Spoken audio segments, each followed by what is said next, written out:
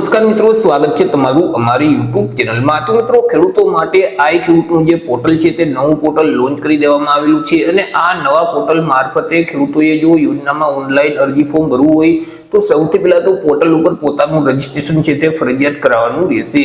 તો online registration કેવી રીતે કરી શકાય તેના વિશે સ્ટેપ બાય સ્ટેપ એક જ વિડીયોમાં માહિતી મેળવી લેશું, પરંતુ તે પહેલા વિડીયો ગમે તો લાઈક અને શેર કરી દેજો, ચેનલમાં નવા હોય તો ચેનલને સબસ્ક્રાઇબ કરી દેજો। તો ચાલો મિત્રો, વિડીયોની શરૂઆત કરીએ।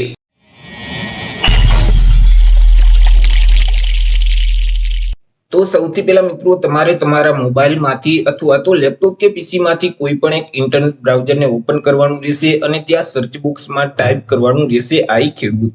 જેવું તમે આઈ ખેડૂત ટાઈપ કરી તમે તેને સર્ચ કરશો તો આઈ ખેડૂતની જે ઓફિશિયલ વેબસાઇટ છે તે તમને સૌથી પહેલા જોવા મળશે iKhedoot.gujarat.gov.in। તો તે વેબસાઇટ ઉપર તમારે ક્લિક કરવાનું રહેશે। જેવું તમે તે વેબસાઇટ ઉપર ક્લિક કરશો એટલે આઈ ખેડૂતનું જે નવું પોર્ટલ છે તે ઓપન થઈ જશે, તમને આ મુજબની સ્ક્રીન જોવા મળશે। હવે મિત્રો, આઈ ખેડૂતનું જે નવું પોર્ટલ છે તેમાં તમારે કોઈ પણ યોજનામાં અરજી ફોર્મ ભરવું હશે તો પોર્ટલ ઉપર સૌથી પહેલા તો તમારે રજીસ્ટ્રેશન કરવાનું રહેશે, તમારે તમારી નોંધણી કરવાની રહેશે। તો રજીસ્ટ્રેશન કેવી રીતે કરી શકાય તો તેના માટે મિત્રો અહીં તમને એક ઓપ્શન જોવા મળશે નોંધણી અથવા રજીસ્ટ્રેશનનો, તો ત્યાં તમારે ક્લિક કરવાનું રહેશે, અથવા તો અહીં જે લોગિન નો ઓપ્શન જોવા મળે છે તેના ઉપર તમારે ક્લિક કરી દેવાનું રહેશે। જેવું મિત્રો તમે નોંધણીના બટન ઉપર ક્લિક કરશો એટલે ફરીથી આ મુજબની એક સ્ક્રીન ઓપન થઈ જશે। એથી મિત્રો તમારે પ્રકાર છે તે સિલેક્ટ કરવાનું રહેશે। જો તમારે ખેડૂત લક્ષી વ્યક્તિગત યોજનાનો લાભ મેળવવો છે તો અહીં જે સૌથી પહેલું ઓપ્શન છે ખેડૂત તે તમારે સિલેક્ટ કરી દેવાનું રહેશે, પરંતુ તમે ખેડૂત ન હોય તો અહીં ખેડૂત સિવાયનો જે ઓપ્શન છે તેને સિલેક્ટ કરવાનું રહેશે। પરંતુ જો કોઈ પણ સંસ્થાકીય રીતે લાભ મેળવવો છે તો અહીં જે સંસ્થાકીયનો ઓપ્શન છે તેને સિલેક્ટ કરવાનું રહેશે। તો આપણે મિત્રો ખેડૂત ઓપ્શન છે તેને સિલેક્ટ કરી દેશું। ત્યાર પછી મિત્રો તમારા જે જિલ્લાનું નામ હોય તે જિલ્લાનું નામ અહીંથી તમારે સિલેક્ટ કરી દેવાનું રહેશે। તમારા તાલુકાનું નામ જે તે લાગુ પડતું હોય તે અહીંથી સિલેક્ટ કરી દેવાનું રહેશે। તમારી ગ્રામ પંચાયતનું નામ અહીંથી સિલેક્ટ કરવાનું રહેશે। મિત્રો અહીં જે જિલ્લાનું નામ, તાલુકાનું નામ અને ગામનું નામ છે તે જે 7/12 હોય એવી રીતે તમારે સિલેક્ટ કરવાનું રહેશે। ત્યાર પછી તમારા જે ખાતા નંબર છે તે અહીં ટાઈપ કરી દેવાના રહેશે। જેવા મિત્રો તમે ખાતા નંબર ટાઈપ કરશો એટલે તે ખાતામાં જેટલા ખાતેદારનું નામ હશે તેનું અહીં એક લિસ્ટ છે તે ઓપન થઈ જશે। તેમાં મિત્રો તમારે તમારું નામ છે તે સિલેક્ટ કરી દેવાનું રહેશે।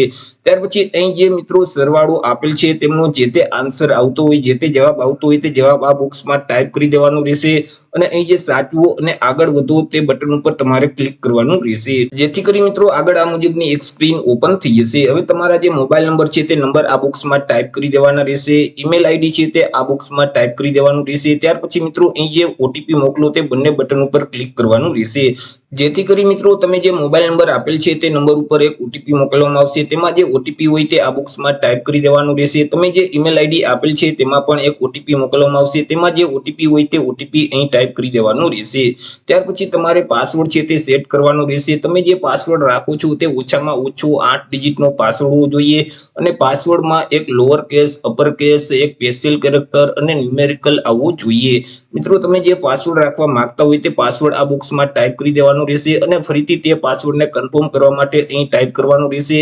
અહીં જે સરવાળો આપેલ છે તેમનો જે તે આન્સર આવતો હોય તે આન્સર આ બોક્સમાં ટાઈપ કરવાનો રહેશે। ત્યાર પછી સબમિટ કરવાનું જે બટન છે તેના ઉપર ક્લિક કરી દેવાનું રહેશે, એટલે મિત્રો તમારું પોર્ટલ ઉપર રજીસ્ટ્રેશન છે તે સક્સેસફુલ થઈ જશે। આગળ તમારે લોગિન કરવાનું રહેશે, તેના માટે ફરીથી હોમ સ્ક્રીન પર આવી જવાનું રહેશે અને અહીં જે લોગિન નો ઓપ્શન છે તેના ઉપર તમારે ક્લિક કરવાનું રહેશે, જેથી કરી આ મુજબની એક સ્ક્રીન ઓપન થઈ જશે। હવે રજીસ્ટ્રેશન કરતી વખતે તમે જે મોબાઈલ નંબર આપેલ છે તે નંબર આ બોક્સમાં ટાઈપ કરવાનો રહેશે। ત્યાર પછી રજીસ્ટ્રેશન કરતી વખતે તમે જે પાસવર્ડ સેટ કરેલ છે તે પાસવર્ડ આ બોક્સમાં ટાઈપ કરવાનો રહેશે, અથવા તો તમે લોગિન છે તે ઓટીપી ના માધ્યમથી કરવા માંગતા હોય તો અહીં ઓટીપી નો ઓપ્શન સિલેક્ટ કરશો એટલે તમે જે નંબર અહીં આપેલ છે તે નંબર ઉપર એક ઓટીપી મોકલવામાં આવશે, તેમાં જે ઓટીપી આવે તે ઓટીપી અહીં ટાઈપ કરી અને અહીં જે સરવાળો આપેલ છે તેમનો જે તે આન્સર આવે તે આન્સર આ બોક્સમાં ટાઈપ કરી અને લોગિનના બટન ઉપર ક્લિક કરી દેવાનું રહેશે, જેથી કરી આ મુજબની એક સ્ક્રીન ઓપન થઈ જશે। હવે મિત્રો અહીં જે પ્રોફાઇલનો ઓપ્શન છે તેના ઉપર તમારે ક્લિક કરી તમારી પ્રોફાઇલને ક્રિએટ કરવાની રહેશે, કે જેમાં સૌથી પહેલા અરજદારે પોતાની વિગત છે તે આપવાની રહેશે। મિત્રો અહીં અરજદારના જે આધાર કાર્ડ નંબર છે તે નંબર અહીં ટાઈપ કરી દેવાના રહેશે। ત્યાર પછી અરજદારનું પૂરું નામ છે તે આ બોક્સમાં ટાઈપ કરવાનું રહેશે। ત્યાર પછી મોબાઈલ નંબર અહીં તમને જોવા મળશે, ઈમેલ આઈડી છે તે અહીં તમને જોવા મળશે, રજીસ્ટ્રેશન કરતી વખતે તમે જે આપેલ છે તે, ત્યાર પછી તમારું જે તે સરનામું હોય તે સરનામું આ બોક્સમાં ટાઈપ કરવાનું રહેશે। જેન્ડર અહીંથી સિલેક્ટ કરી દેવાનું રહેશે, અરજદારની જન્મ તારીખ કેલેન્ડરમાંથી સિલેક્ટ કરી દેવાની રહેશે, ખેડૂતનો પ્રકાર છે તે અહીંથી સિલેક્ટ કરવાનો રહેશે। જો તમારી પાસે 1 હેક્ટર કરતા ઓછી જમીન હશે તો તમે સીમાંત ખેડૂતમાં આવશો, છો. જો 1 હેક્ટરથી લઈ અને 2 હેક્ટર સુધીની તમારી પાસે જમીન છે તો નાના ખેડૂતમાં આવશો, પરંતુ 2 હેક્ટર કરતા વધારે તમારી પાસે જમીન છે તો મોટા ખેડૂતમાં આવશો. તમારે મિત્રો ખેડૂતનો પ્રકાર અહીંથી સિલેક્ટ કરવાનો રહેશે. તમારી કેટેગરી એટલે કે જાતિ કઈ છે તે જાતિ અહીંથી તમારે સિલેક્ટ કરી દેવાની રહેશે.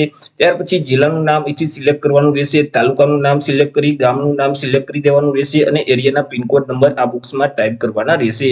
ત્યાર પછી નીચે એક આધાર નંબરને લઈને ડિક્લેરેશન જોવા મળશે, તેને વાંચી એક્સેપ્ટ કરવા માટે ચેકબોક્સમાં ટિક કરી દેવાનું રહેશે. ત્યાર પછી સેવ એન્ડ નેક્સ્ટના બટન ઉપર ક્લિક કરવાનું રહેશે. આગળ મિત્રો બીજા સ્ટેપમાં તમારે રેશન કાર્ડની વિગત આપવાની રહેશે. તમારા રેશન કાર્ડ નંબર આ બોક્સમાં ટાઈપ કરી દેવાના રહેશે. ખેડૂત આઈડી નંબર અહીં ટાઈપ કરવાના રહેશે અને કુટુંબનો જે આઈડી નંબર છે તે આઈડી નંબર આ બોક્સમાં ટાઈપ કરી દેવાનો રહેશે. તમામ વિગત ભરાઈ જાય એટલે ફરીથી સેવ એન્ડ નેક્સ્ટનું જે બટન છે તેના ઉપર ક્લિક કરવાનું રહેશે. ત્યાર પછી આગળ મિત્રો તમારે તમારા બેંક ખાતાની વિગત આપવાની રહેશે. હવે જે શાખામાં તમારું ખાતું છે તે શાખાનો IFSC કોડ નંબર આ બોક્સમાં ટાઈપ કરી અને ચેક નંબરના બટન ઉપર ક્લિક કરવાનું રહેશે, જેથી કરી તમારા બેંકનું નામ અહીં આવી જશે, બેંક કયા જિલ્લામાં આવેલી છે તેમનું નામ પણ અહીં આવી જશે અને શાખાનું નામ પણ અહીં આવી જશે. તમારા બેંક ખાતા નંબર આ બોક્સમાં ટાઈપ કરી દેવાના રહેશે. ફરીથી તે જ ખાતા નંબરને કન્ફર્મ કરવા માટે આ બોક્સમાં ટાઈપ કરવાના રહેશે. હવે બેંકમાં જેવી રીતે અરજદારનું નામ છે એવી જ રીતે ઇંગ્લિશમાં અરજદારનું નામ આ બોક્સમાં ટાઈપ કરી દેવાનું રહેશે. બેંકમાં જેવી રીતે અરજદારનું સરનામું છે એવી જ રીતે ઇંગ્લિશમાં સરનામું આ બોક્સમાં ટાઈપ કરવાનું રહેશે. તમામ વિગત ભરાઈ જાય એટલે ફરીથી સેવ એન્ડ નેક્સ્ટનું જે બટન છે તેના ઉપર ક્લિક કરવાનું રહેશે. મિત્રો તમારે જમીનની વિગત છે તે આપવાની રહેશે. અહીં મિત્રો ઓટોમેટિક આવી જશે તમે જમીન રેકોર્ડ ધરાવો છો કે કેમ, તો અહીં મિત્રો તમારે ટિક કરી દેવાનું રહેશે. ત્યાર પછી જો તમારી પાસે એક કરતા વધારે ખાતા હોય તો અહીં જે એડનું બટન છે તેના ઉપર ક્લિક કરી અને બીજા ખાતાની વિગત છે તે આપવાની રહેશે, કે જેમાં મિત્રો સૌથી પહેલા તમારે સિલેક્ટ કરવાનું રહેશે કે તમે કેવા પ્રકારના ખાતેદાર છો. તમે જમીન રેકોર્ડ ધરાવો છો કે ટ્રાઇબલ લેન્ડ ધરાવો છો. જે ઓપ્શન લાગુ પડતો હોય તે ઓપ્શન સિલેક્ટ કરી અને 7/12 મિત્રો જે જમીનનું નામ આપેલું હોય તે જમીનનું નામ આ બોક્સમાં ટાઈપ કરી દેવાનું રહેશે. ત્યાર પછી તમારી જમીન જે જિલ્લામાં આવેલી છે તે જિલ્લાનું નામ અહીંથી સિલેક્ટ કરી દેવાનું રહેશે, તાલુકાનું નામ સિલેક્ટ કરી દેવાનું રહેશે, ગામનું નામ સિલેક્ટ કરવાનું રહેશે. તમારા જે ખાતા નંબર છે તે ખાતા નંબર અહીંથી સિલેક્ટ કરી દેવાના રહેશે. જેવા તમે ખાતા નંબર સિલેક્ટ કરશો એટલે તે ખાતામાં જેટલા ખાતેદારોના નામ હશે તેનું લિસ્ટ અહીં ઓપન થઈ જશે. તેમાં અરજદારે પોતાનું નામ સિલેક્ટ કરવાનું રહેશે. ત્યાર પછી મિત્રો ગામ નમૂના નંબર 7/12 ની જે નકલ છે તે નકલ અહીં તમારે અપલોડ કરવાની રહેશે. અહીં જે દસ્તાવેજ દાખલ કરો તેના ઉપર તમે ક્લિક કરશો તો ડિવાઇસ ઓપન થઈ જશે, કે જ્યાં તમે સ્કેન કરેલ 7/12 ની જે PDF ફાઇલ રાખેલ છે તેને સિલેક્ટ કરી દેશો તો અહીં 7/12 ની નકલ અપલોડ થઈ જશે.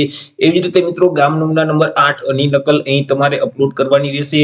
અહીં દસ્તાવેજ દાખલ કરો તે બટન પર ક્લિક કરી તમારે 8 ની નકલને મિત્રો અહીં અપલોડ કરી દેવાની રહેશે.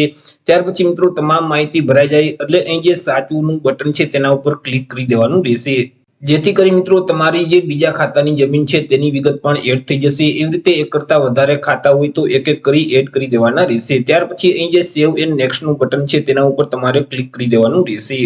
જેવું તમે સેવ એન્ડ નેક્સ્ટના બટન ઉપર ક્લિક કરશો તો આગળ તમારે મંડળીની વિગત આપવાની રહેશે. તમને અહીં પ્રશ્ન પૂછવામાં આવશે તમે સરકારી મંડળીના સભ્ય છો કે કેમ. જો સરકારી મંડળીના સભ્ય હોય તો આ સિલેક્ટ કરી દેવાનું રહેશે. ત્યાર પછી મિત્રો અહીં જે મંડળીનો જિલ્લો છે તે જિલ્લાનું નામ સિલેક્ટ કરી દેવાનું, તાલુકાનું નામ સિલેક્ટ કરવાનું રહેશે અને મંડળીનું નામ અહીંથી સિલેક્ટ કરી દેવાનું રહેશે.